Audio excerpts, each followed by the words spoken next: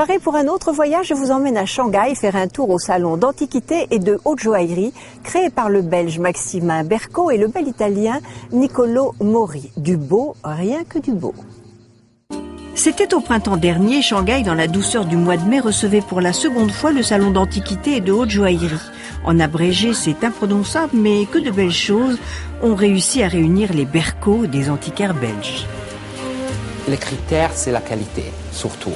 Alors, la chose la plus importante avec les clients chinois, c'est de leur faire comprendre l'authenticité, de garantir la qualité et justifier de quelque part la valeur. Il faut vraiment changer complètement notre esprit, notre mentalité. Il faut rentrer dedans, il faut comprendre comme ils raisonnent et il faut les aimer. Ça, c'est le fil rouge qui nous rend tous égaux.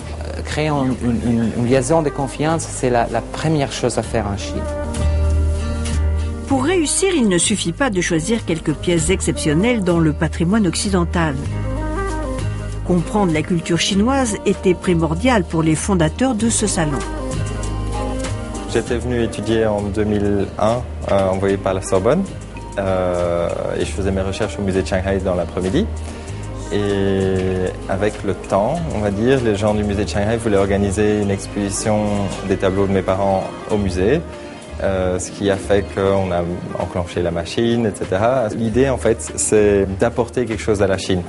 Les musées chinois, que ce soit autant en art occidental qu'en art chinois, en fait, ne sont pas aussi riches, on va dire, que nos musées. L'idée, en fait, c'est de montrer un panorama et donc, en même temps aussi, d'apprendre aux gens à apprécier l'art de haut niveau et à se faire l'œil. C'est comme ça qu'on faisait les galeries. Le salon a réuni près de 40 exposants parmi les plus grands marchands dans leur domaine, intraitables sur l'authenticité des œuvres et l'originalité, tel Philippe Koutouzis qui expose des artistes chinois très talentueux. Art moderne et contemporain en général. Il y a oui, une forte tendance vers la Chine, mais je fais aussi d'autres choses. Je ne fais pas que ça. Je pense qu'il faut pas seulement placer les artistes chinois dans une catégorie chinoise qui devient un petit peu ridicule. Parce que si c'est un motif de collection, c'est chinois.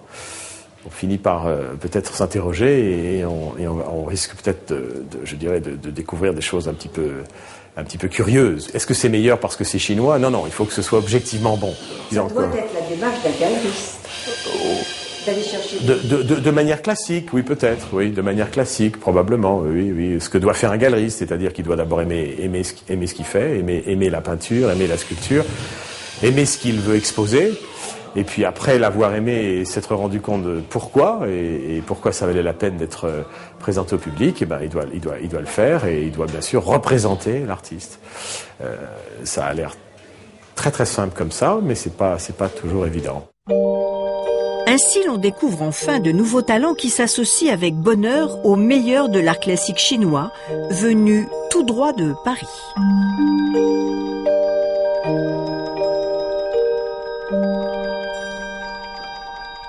Alors nous sommes présents à Shanghai parce que le marché de l'antiquité chinoise est de plus en plus basé en Chine populaire. Et nous sommes venus ici pour essayer de rencontrer les nouveaux collectionneurs chinois qui sont très actifs sur notre marché. Les objets que nous avons choisis pour cette exposition sont tous des objets chinois parce que les collectionneurs chinois collectionnent essentiellement des œuvres qui viennent de leur pays. Et on a choisi des sculptures en bronze doré qui sont assez recherchées et des objets d'art décoratif, donc mobilier, vases, jade, qui là aussi touche le goût des collectionneurs actuels de Chine populaire. On se demande toujours ce que la joaillerie vient faire dans un tel salon. Opportunisme? Peut-être pas. Quand vous avez au Louvre, vous avez la galerie d'Apollon, vous avez aussi les bijoux de la couronne. Vous allez à Londres, vous avez aussi des bijoux dans les musées. Vous allez même au Kremlin, vous avez aussi des bijoux. Donc les bijoux font partie entière, je dirais, du panel artistique, mais sont souvent associés au luxe, parce que souvent sont produits en masse. Donc c'est là où on fait aussi la différence, c'est qu'on essaye d'inviter ou bien des joailliers, designers, créateurs, qui eux, on va dire, vendent plutôt l'image et l'idée et toute la recherche, ou les grands joailliers qui, eux, ont plutôt des pierres qui sont assez uniques.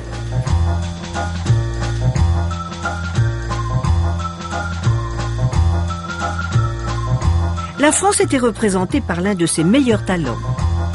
Alors ma présence dans cette foire représente l'envie d'aller vers ces clients qui sont tellement dynamiques, motivés, intéressants, curieux de tout et qui ont envie d'apprendre, que sont les Chinois, d'une part. Et d'autre part, c'est toujours très inspirant de venir ici pour moi, de pouvoir d'avoir de nouvelles idées. En particulier, je m'inspire de l'architecture, des pavillons, de l'expo que j'ai pu voir quand je me suis promené ici. C'est une foire où on apprend à connaître le marché chinois, les goûts des Chinoises, la façon dont elles abordent les bijoux, afin de pouvoir mieux répondre à leurs attentes. On fait attention aussi à présenter la culture chinoise aussi, pour qu'il y ait l'équivalence. Parce que, comme pour beaucoup de Chinois, ils découvrent tout ça et qu'ils ne le connaissent pas, je dirais c'était important de montrer leur équivalent. Donc ça, c'est pour nous le top du top.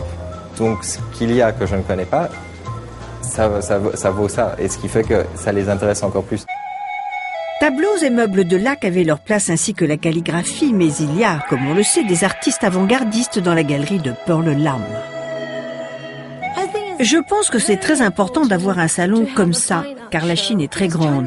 Ainsi, les gens viennent voir en quoi consiste l'évolution de l'art moderne, car l'art contemporain chinois est très différent de ce qui se fait à l'Ouest. Certains pensent que c'est conceptuel ou abstrait, ça y ressemble, mais l'approche et la philosophie sont différentes. They may look like it, but the approach, but the philosophy behind it is completely different. Intéressant, il y avait aussi des antiquaires chinois fous amoureux de la culture française.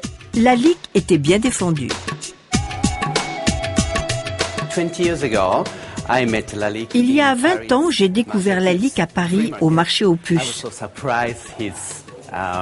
J'étais tellement surpris par son travail et son design que j'ai décidé d'ouvrir un magasin juste pour exposer les pièces en verre de René Lalique.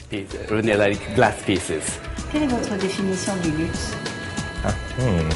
Ça dépend vraiment du moment.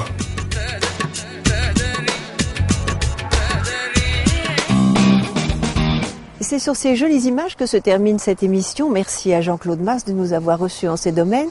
Je vous retrouve la semaine prochaine, toujours sur TV5 Monde. En attendant, voici notre coup de cœur, puisque le luxe est une histoire de cœur. Au revoir. Coup de cœur pour un joaillier et ses bijoux d'une singulière beauté.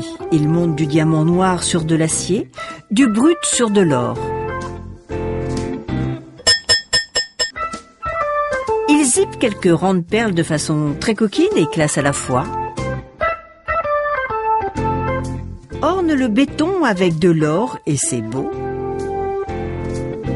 Patrice Fabre conçoit, dessine, sertit des bijoux qui ne sont pas ceux de tout le monde.